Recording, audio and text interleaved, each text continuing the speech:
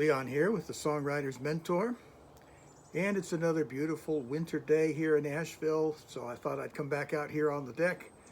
It's a little bit colder today. It was 30 degrees this morning when I got up, but still just a beautiful day. Well, today is Valentine's Day, and so I thought it would be appropriate to talk about love songs. Now, interestingly enough, I was thinking about all the songs that I've written over the years, and I've written a lot of worship songs for use in the church and hymns, and most of the songs I've written outside of that, very few love songs actually.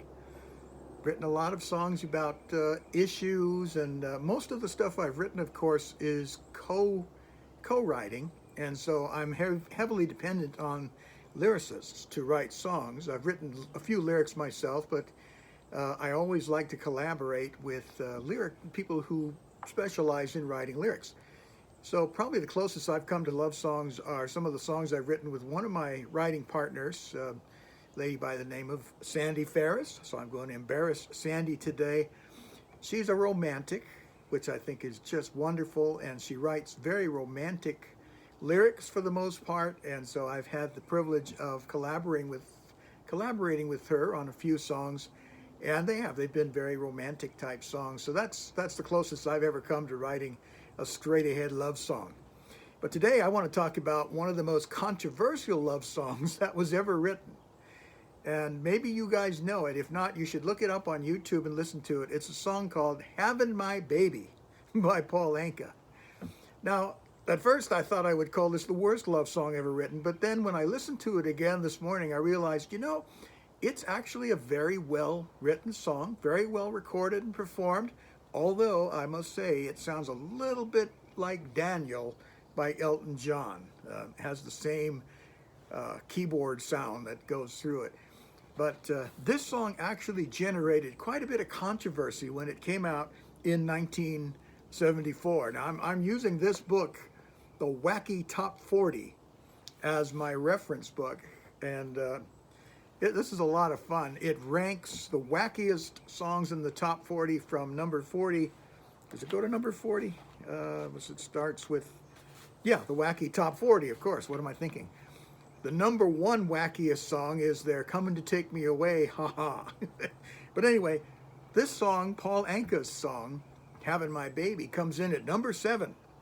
And it was released by United Artists in 1974, and it was number 1 on the Billboard Hot 100 for 3 weeks. So obviously a lot of people liked it. So when I was listening to it on YouTube, I went and looked at some of the comments, and it's interesting.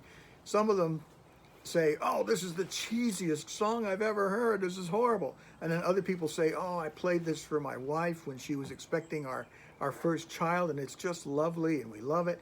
So there's, even today, there's a divided opinion on this song. But when it came out, it generated some controversy.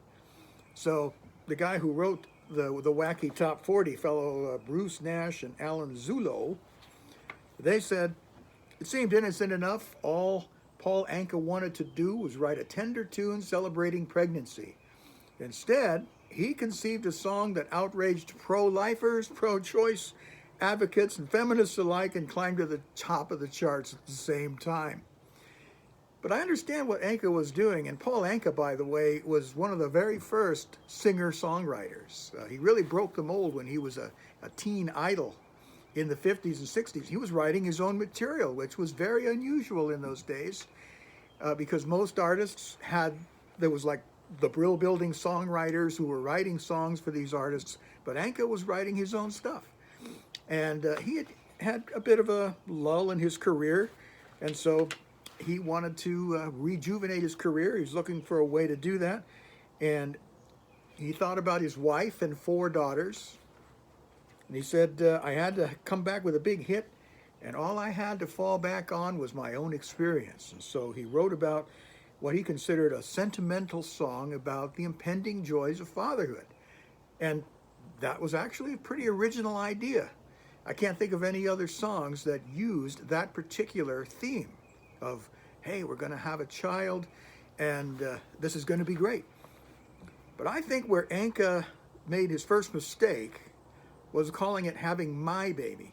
And a lot of people have made this comment. They said maybe he should have called it Having Our Baby. I think that might have helped. But for the most part, the song is very sentimental and very nice. But then it comes to this one part in the lyric.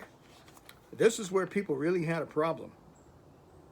He said, didn't have to keep it, wouldn't put you through it. You could have swept it from your life, but you wouldn't do it. You wouldn't do it. Now you're having my baby. And of course, now people who are pro-life were like, hey, why did you have to mention abortion in a beautiful sentimental song about having a baby?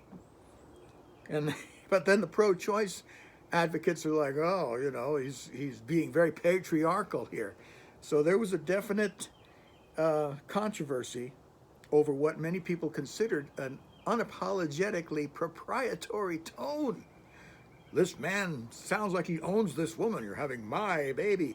Oh, there was all kinds of protests and focus groups and so on. And then, of course, Anka did not help himself by saying, well, I can't please everybody. I wrote that song for myself and about myself. But, you know, men really do say my baby. It's only natural. And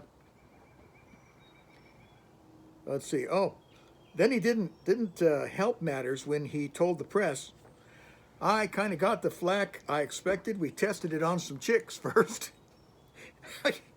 Tested it on some chicks first and got all kinds of objections.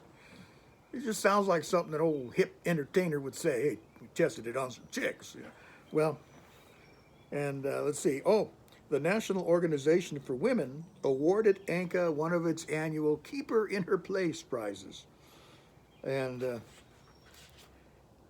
anyway, I think this song definitely generated a lot of controversy. People still talk about it to this day. And I would call it, I think, the most controversial love song ever written.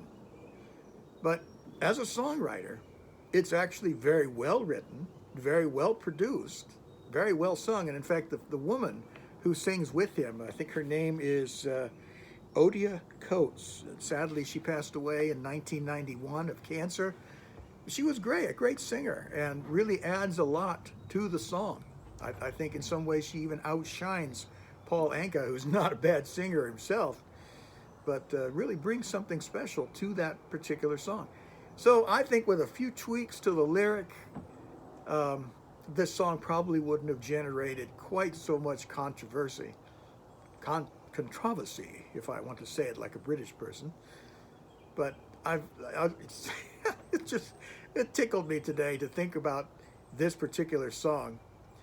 But if you're writing love songs, hey, go for it. I wish I could do it myself. I'm heavily dependent on my lyric writer, so you hear that, all of you who've collaborated with me in the past. If you're writing some good love songs and you need some music, just let me know. Now, I'd love to hear from you what you think is the worst love song or the most controversial love song that you've ever heard. Or tell me about a love song that's really touched you.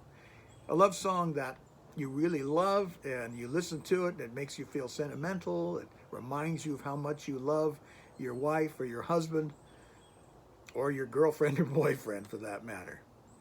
So let me know in the comments, and be sure to like, share, and subscribe, and comment on this particular video. I know I've been kind of rambling today, but I'm getting ready to go take out my beautiful wife of 38 years. We're going to go out for a nice lunch today so that we'll beat the dinner crowds. So happy Valentine's Day, happy Love Song Day, and I'll see you next time.